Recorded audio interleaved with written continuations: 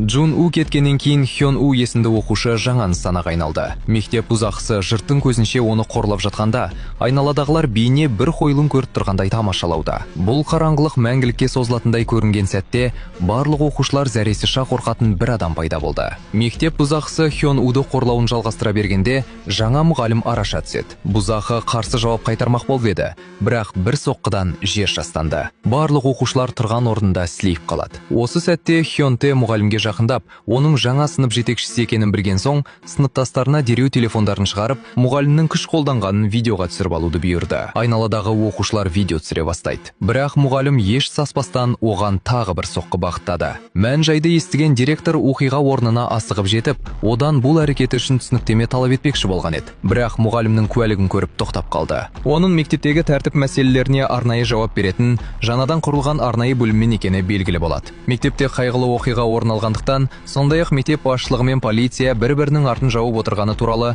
күдікке байланысты, басшылық бұл мектепте толықтай тәртіп орнату үшін оны жеке өзін жіберуді ұйғарған екен. Мұғалімнің нақты мәртебесін білген директор сөйлеу мәнерін бірден өзгертіп, бұл сыныпта депутаттың баласы оқитынын ескертуге асықты. Ол бұл сөз мұғалімді сескендіреді деп ойлайды, бірақ мұғалімнің дәл сол депутаттың баласы үшін келгенін қаперіне де алмады. Сондықтан Хён Темен бетпе-бет келгенде, мұғалім басынан-ақ оны аяған жоқ. Сыныпқа кіре сала оны дереу орнына қойды. Бірақ Хён Те бұдан сабақ алмады және түскі ас кезінде тағы да әдепсіздігін көрсетті. Ал бүгін тамақ таратуға дәл осы мұғалім жауап деді. Мұғалім оған кезекке тыныштыруды бұйырады. Бірақ Хён Те тіл алмай, тіпті тамақты қолымен бұлғап, соңында бүкіл тәрелкені қоқыс жәшігіне төгіп тастады. Нәтижесінде мұғалім оны сол сәтте теуіп құлатып, қоқыс оның бүкіл киімін бүлдіреді. Мұғалім еден жуғышты алып, оның бетін сүрте бастады. Тіпті айналадағы сыныптастарын оның осы бір аянышты кейін суретке түсіріп алуға әдейі шақырады.